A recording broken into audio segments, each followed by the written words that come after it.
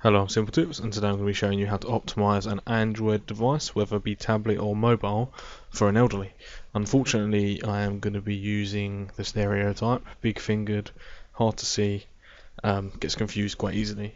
Working on that fact, the first app I'm going to show you will be Rotation Locker. Now, this will literally lock the rotation of the screen, exactly what it says in the title. So if they're holding the device at a wonky angle, it won't rotate, it won't cause them confusion. So if we open up any app, you'll see it opens, well, in landscape mode. That would be my preference if I was setting up the device.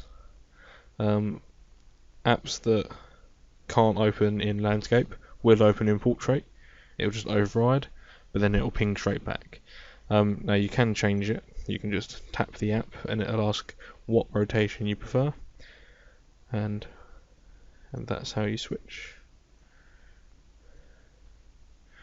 Okay. The second app I'm going to show you is an app called Giganticon. Now I'm just going to push that to the device remotely. Here we are. Now once that's installed, as you would normally, you'd go into your widgets on the device. Then you're going to scroll through here and look for Giganticon, and that's going to ask you what icon you would like. So we're going to go a camera, and then this you can freely resize how you wish. Now obviously it will maintain the aspect ratio, but it will stretch far beyond the resolution that it should.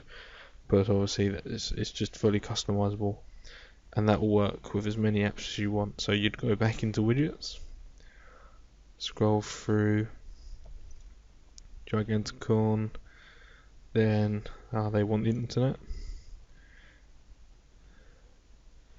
Some icons are HD, so as you can see that won't go pixelated, whereas the camera icon is. That's because Chrome is widely used, and so that's optimized for enlarging. Okay, great app. You can have one icon per page, nice and simple, easy to use. Tap the icon and the relevant app will load. Now, moving on, I'd strongly suggest installing the default Google keyboard. Going to push that to the device.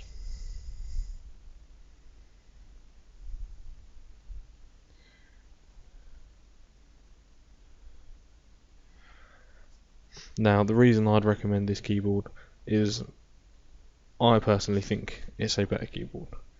But going away from personal preference, we are looking at a unified piece of software. So if they migrate device, so they move from their Samsung tablet and move to an Asus tablet or a Sony tablet, all these different keyboards, they'll get confused and flustered, potentially, working on a stereotype. Whereas Google keyboard will install on any Android device, nice and clean.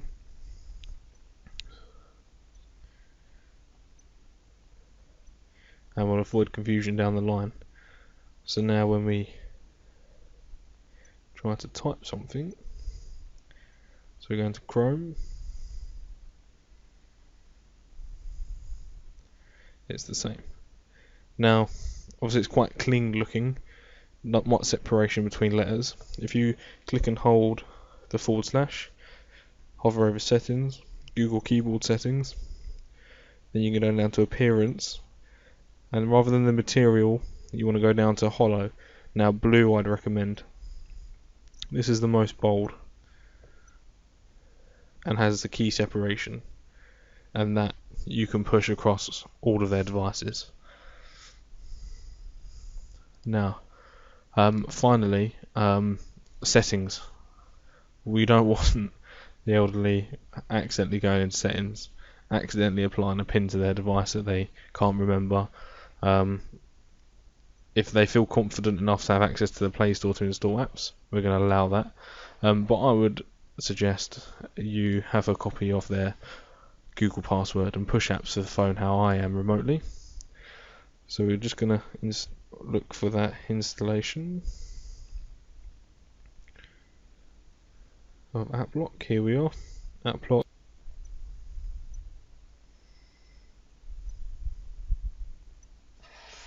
Okay, here we are. So this was an app that clearly wasn't optimized for portrait. Landscape. So I've just flipped that back into landscape. Just going to set up 1, 2, 3, 4. Yeah. Okay. Now they're very cleverly made this look like the Play Store. Now what we're going to do is, for example, my nan, she will want to install apps. She knows how to install a game. It's going to get tedious if every time she wanted a new game she called. So I'm going to leave them open. What we don't want her fiddling with is Wi-Fi.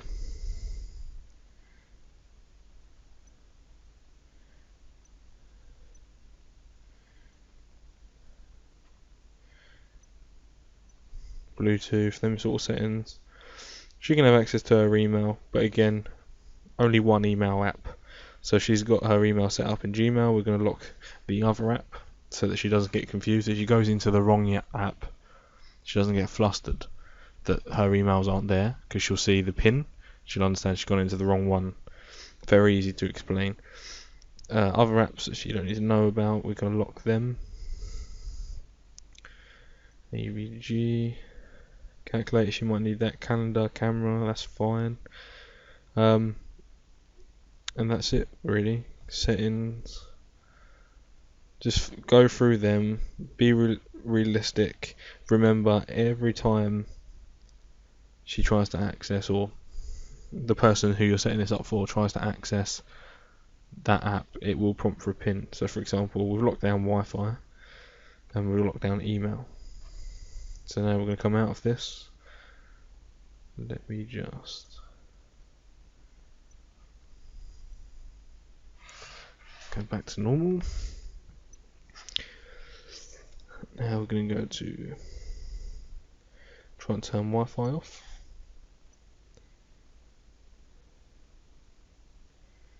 As you can see, it's kicked straight back in, connected to the Wi-Fi, and is asking to me enter a PIN. And then we're going to try the email. So, I need my email. Click this app. It's going to ask me for a PIN. So I understand, or they should understand, that that's the wrong email app. So they'll go into this one, and then there they would have their email. Now finally, if you want a complete solution, there is a good app called Wiser. There's risks to installing this. In the sense of one wrong button she could change, I'm relating to my nan. The person you're setting this up for could change the home screen back to the original phone's boot. So for Samsung it's TouchWiz. For the Sony device I'm using, I'm not sure. So I've just pushed this down to the phone again, completely remotely. That's now installed.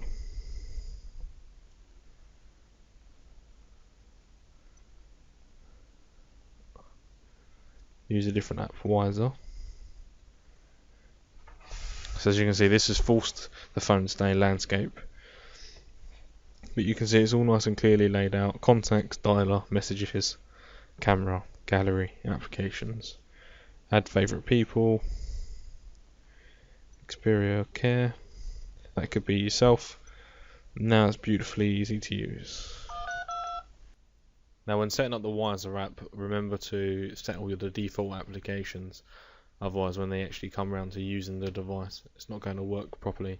Just make sure Wiser is the default home page. You can change that in settings. That is the simplest way of getting a phone optimized for, as I said, elderly, perhaps children with difficulties, even adults with difficulties, people that are just not as literate with their devices. Obviously there's thousands of apps. If you've got any useful ones, post them down below. Really helpful to a lot of people. Useful to me too. Thank you very much. I've been Simple Tips. Goodbye.